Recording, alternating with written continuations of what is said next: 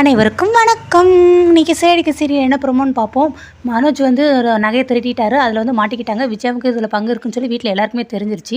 So Annamalai வந்து இனிமேல் உங்ககிட்ட வந்து நான் பேச மாட்டேன், உங்ககிட்ட வந்து கையால் பச்சை தண்ணி வாங்கி கூட குடிக்க மாட்டேன்னு சொல்லி அவர் ரொம்ப கண்டிஷனாக சொல்லிட்டாரு. அதனால் விஜயா கையோ என்ன செய்யணும்னு தெரியாமல் கோவப்படுற மாதிரி ஆக்டிங் போட்டு ரூம்குள்ளே போய் கதவை பூட்டிடுறாங்க. எவ்வளவோ கதவை தட்டி பார்க்குறாங்க, ஆனால் யாருமே திறக்கல. அப்பா நீ போய் பேசினா கண்டிப்பாக திறப்பாங்கப்பா, போப்பான்னு சொல்லி எவ்வளோ முத்து கம்பல் பண்ணுறாரு. ஆனால் அவர் கேட்கவே மாட்டேங்கிறாங்க.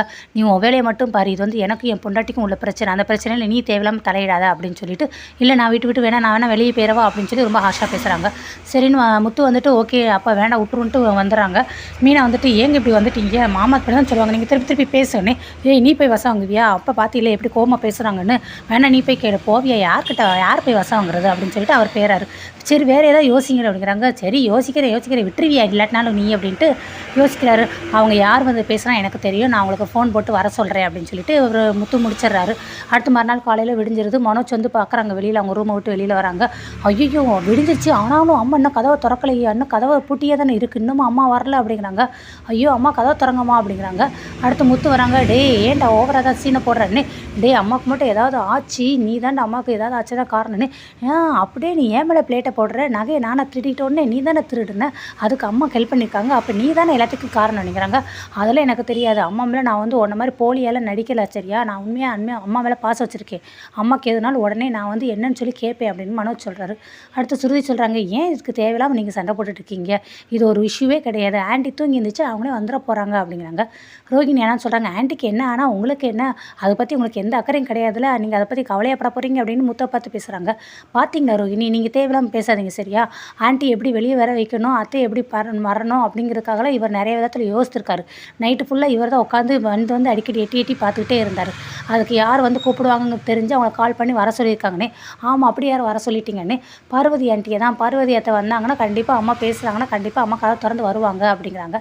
அதே போல் பார்வதி வந்துடுறாங்க. ஏன் இப்படி காலங்காத்தால் எல்லோரும் சண்டை போட்டுட்ருக்கீங்க அப்படிங்கிறாங்க.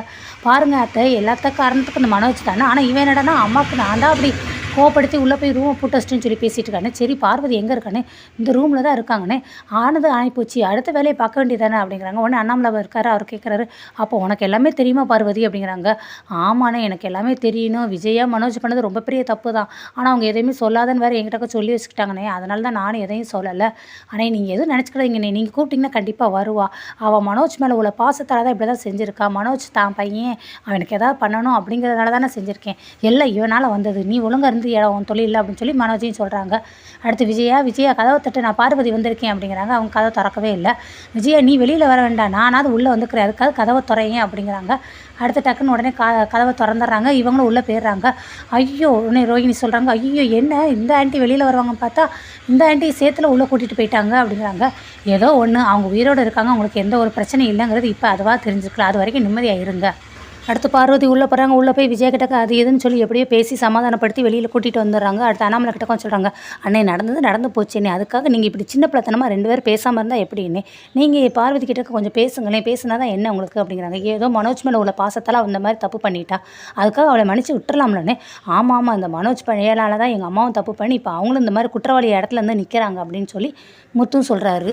ஏன் இப்படி தேவையில்லாமல் எல்லோரும் கத்திக்கிட்டு இருக்கீங்க அப்படின்னு ரோகிணி சொல்கிறாங்க. என்ன பரலாரம்மா என்ன பேசுகிறோம், உனக்கு தான் என்ன நடந்துச்சு ஏதாச்சும் எல்லாமே தெரியும்ல, அது தெரிஞ்சுமா நீ இப்படி பேசுகிற, அன்றைக்கி என்னமோ சொன்னுமே உங்களை யார் அவர் ஏமாத்துற, அவர் தான் ஏமாந்து வந்து நிற்கிறாரு அப்படி இப்படின்னு சொல்லி அவனுக்கு பாயிண்டெல்லாம் எடுத்து கொடுத்தீங்க, இப்போ தெரியுதா அவன் எங்களை ஏமாற்றிருக்கான் அப்படின்னு, அவர் தெரியாமல் ஒரு தடவை ஏமாற்றிட்டாரு அப்படின்னு ரோகிணி சொல்லுவோம். தெரியாமல் ஏமாற்றிட்டாரு, அது எப்படிங்க தெரியாமல் ஏமாற்ற முடியும், நல்ல திருட்டுத்தனமாக எல்லாத்தையும் யோசித்து எங்கள் நகை தங்க நகை எல்லாமே கவரிங்காக மாற்றிருக்காரு, இந்த மாதிரி கடையில் பிரச்சனை அப்படின்னு என்கிட்ட வந்து சொல்லியிருந்தா நானே அத்தை கிட்ட சொல்லி என் நகை எல்லாத்தையுமே கொடுத்துருப்பேன். அதை விட்டுட்டு தேவையில்லாமல் அவர் நகையை மாற்றிட்டு எங்கள் வீட்டில் வேறு பழிய தூக்கி சுமந்து போட்டிருக்காரு, எங்கள் அம்மா தான் எல்லாமே தப்பு பண்ணியிருக்காங்க வேறு பேசியிருக்காரு அப்படின்னு மீனா பேசுவோம். சுருதி சொல்கிறாங்க, மீனா நகையை மாற்றினது மனோஜ், பட் இது வந்து அந்த இதை வந்து சொன்னது வந்து ஆன்ட்டி தான் சொன்னாங்க, உங்கள் வீட்டுக்கு மேலே பழிய போட்டது வந்து ஆன்ட்டி தான் சொன்னாங்க, ஸோ ஆன்ட்டிக்கு தான் இதில் வந்து பங்கு இருக்குது அப்படின்னு சுருதி பேசுகிறாங்க. சரி விஜய் மேலே தப்பு இருக்குது, விஜயா நீ அண்ணன்கிட்ட போய் மன்னிப்பு கேளு, அண்ணன் இவளை மன்னிச்சிருங்கண்ணே, மன்னிச்சுக்கிட்டு மழைபடி பேசுங்கண்ணே, மன்னிப்பு கேட்குறதுக்கு நான் யாருமா, நான் எதுக்கு அவளுக்கு மன்னிப்பு கொடுக்கணும், அதுதான் இந்த வீட்டில் இருக்கிற எல்லாருக்கு மத்தியிலையும் என் மானத்தை வாங்கிட்டாளே, இவள் என்னை வந்து மதிப்பே இல்லாமல் ஆக்கிட்டாளே, அவள் என்கிட்ட கொண்டு மன்னிப்பு கேட்கணுங்கிற அவசியம் கிடையாதுண்ணே, மன்னிப்பு கேட்க வேண்டியங்கிட்ட போய் கேட்க சொல்லுங்கண்ணே, அண்ணன் வேறு யார்கிட்டக்கண்ணே அவள் மன்னிப்பு கேட்கணும், அப்படி யார்கிட்ட கேட்கணும்னு சொல்லுங்கண்ணே, அவங்ககிட்ட கேட்போம் அப்படின்னு சொல்லி பக்கத்தில் பார்வதியும் பேசுகிறாங்க.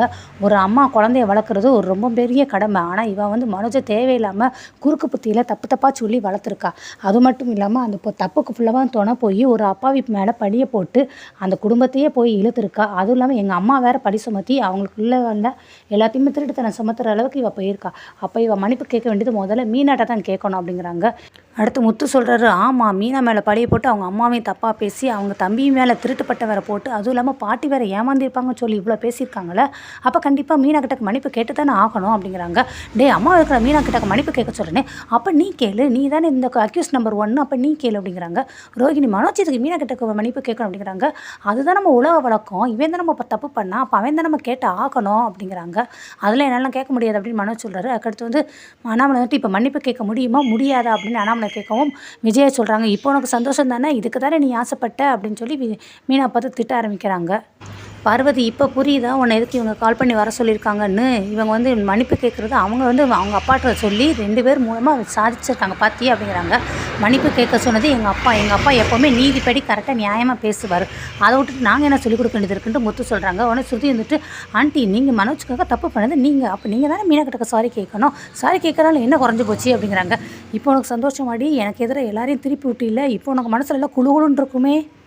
அத்தை, நீங்கள் நினைக்கிற மாதிரி நாங்களாம் எதுவுமே பண்ணலை, எங்கள் நகை காணுமே, அந்த நகையை பற்றி நாங்கள் விசாரிக்க தான் இப்படி பண்ணுமே தவிர உங்களை வந்து நாங்கள் வந்து மன்னிப்பு கேட்கணுங்கிற மாதிரி நாங்கள் எதுவுமே நினைக்கலன்னே. வாயை மூடிடி, நீ தேவையில்லாமல் பேசாத, நீ இதுக்கு தான் நான் ஆசைப்பட்ட, எப்பயுமே நான் வந்து உன் காலில் விழுந்து மன்னிப்பு கேட்பேன்னு நினச்சிக்கிற பாத்திராத, நான் வந்து விஜயா, எப்போவுமே நான் உன் காலில் வந்து மன்னிப்பு கேட்க மாட்டேன் அப்படிங்கிறாங்க. இந்த திமிரு தான் இவக்கிட்ட நான் பேசவே விடக்கூடாதுன்னு சொல்கிறதுன்ட்டு அண்ணாமலை பயங்கரமாக கத்துறாரு. இப்போ இவளால் மீனா கிட்ட மன்னிப்பு கேட்க முடியுமா முடியாது அப்படிங்கிறாங்க. எப்போவுமே அவகிட்ட நான் மன்னிப்பு கேட்க மாட்டேன், அம்மஞ்சொல்லி பெறாத காசு, பெரிய பிறந்த வீட்டிலேருந்து சீதனத்தை கொண்டு வந்துட்டாலாம், காலனா காசு கூட தேராது அப்படின்ட்டு அவங்க கையில் இருந்த வலையெல்லாம் கழட்டி மீனாவோட மூஞ்சில் தூக்கி விட்டு எரிஞ்சிடறாங்க. இது எல்லாருக்கும் அங்கேருந்து எல்லாருக்கும் பயங்கரமாக ஷாக் ஆகுது. முத்துக்கு வந்து பயங்கர கோவம் வருது.